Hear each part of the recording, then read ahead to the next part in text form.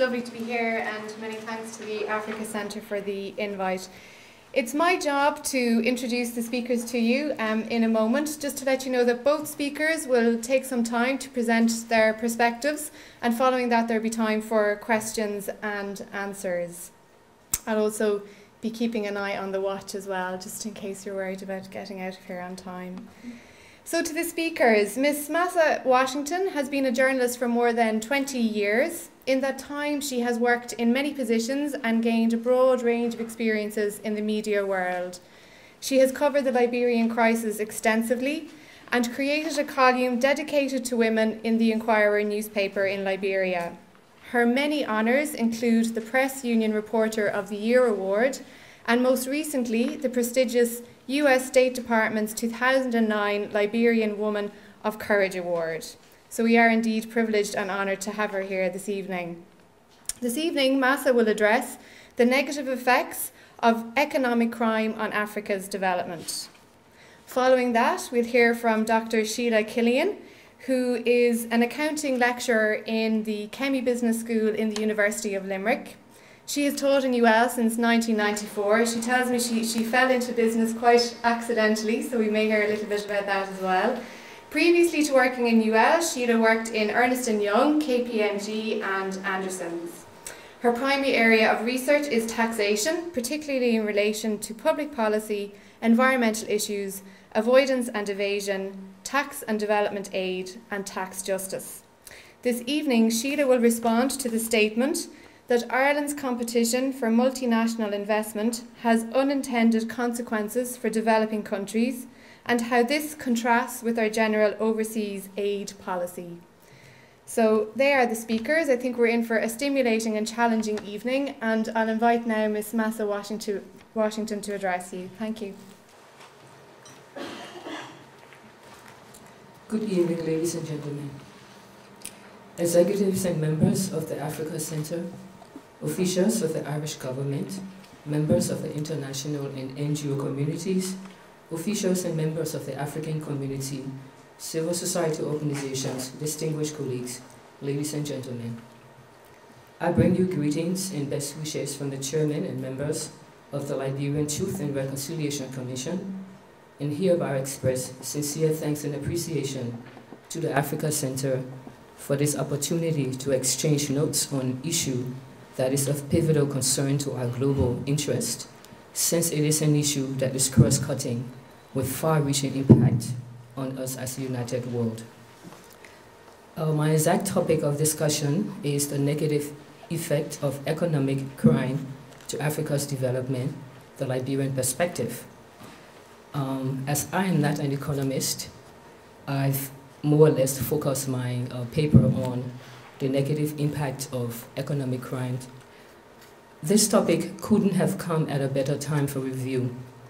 At this junction in Liberia's quest and effort to redefine herself following a brutal 14 years of civil war, which saw the death of approximately 350,000 people, economic crime and its consequences thereof remain high on the agenda of institutions including the Truth and Reconciliation Commission, of which I serve as one of 8 commissioners, working to rid Liberia of her ugly past and provide hope for the future. Economic crime, as it is, remains one of those vices that has much devastating effect on the people, nation, and the world as a whole, especially in societies that have too much on their plates and are struggling to meet the basic needs of their people. Economic crime and its effect on development from the Liberian perspective, as you will see from this presentation, is indeed a poison that is eating at the very heart of the survival of our society, and as such must be curbed if Liberia is to rise from the ashes of the destruction in which she finds herself.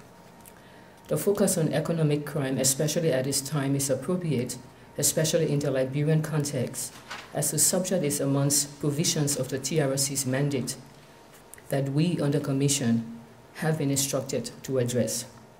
Fellow discussants, ladies and gentlemen, I seek your indulgence to first briefly define for you economic crime in the TRC's language. We on the TRC have been mandated to do several things. Let me just give you a brief background of the Truth and Reconciliation Commission. It is one of several truth commissions and transitional justice mechanisms that has been put in place to help Liberia move away from her warring paths to peace and reconciliation. And this Liberian TRC is the latest and newest Truth Commission. The most popular, I think you all know, is the South African TRC. Most people know that. Our mandate on the TRC actually is to investigate gross violations of human rights, the root causes and antecedents of the conflict in Liberia, review our history and correct any misconceptions, collect statements from victims, witnesses, and also perpetrators of human rights violations, conduct public and confidential hearings into human rights violations, review state institutions for recommendations for reform, and give a comprehensive final report on the activities of our work. At this time, we are sort of wrapping up the commission. We've been existing for 3 years now, coming into effect June 2006. By the end of next week, we will be presenting our final report to the President of Liberia, Her Excellency the Parliament, and also the United Nations that is represented there, and the international community that has so supported the process. In that report, we will be doing a lot of things that were asked of us. Our mandate has specifically said to look into gross human rights violation, investigate it, and make our findings, but also determinations for either recommendations for prosecution, recommendations for amnesty, recommendation for reparation for victims and their communities and families. It also asks us to look into the issue of economic crimes and how the situation or the subject was used to hurt the people of Liberia and the economy. So that's why this topic is dear to my heart, as we have been working with it. Economic crime in the TRC context is any prohibited activity committed for the purpose of generating economic gain or that in fact generates economic gain. There are various forms of economic crimes: plunder, money laundering, tax evasion, trafficking, including human drugs, child labor, smuggling, indigenous spoliation, corruption in any of its offsprings, including but not limited to fraud, embezzlement, bribery, price gouging, extortion, tax evasion, illegal dumping of toxic waste, theft of intellectual property, foreign exchange malpractices, including counterfeiting of currency, illegal mining, illegal natural resource extraction, etc., etc. In the case of Liberia, various forms of economic crimes applied that have impeded the growth of a nation generally and pose serious challenges to its speedy development.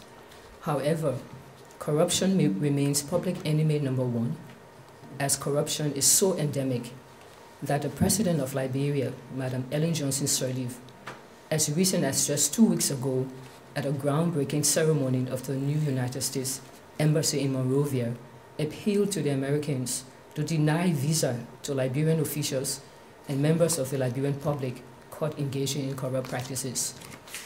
That's how bad the situation is. How economic crime through various forms of corruption brought Liberia to her knees, and even today continues to negatively affect our country's growth and development. On providing a brief background on the country, I would like to provide a brief background on the country of Liberia for those of you who may not be so familiar with our history. Liberia is a tiny country of only 43,000 square miles, located on the west coast of Africa. It has as neighbors the Republic of Sierra Leone, Guinea, and the Ivory Coast.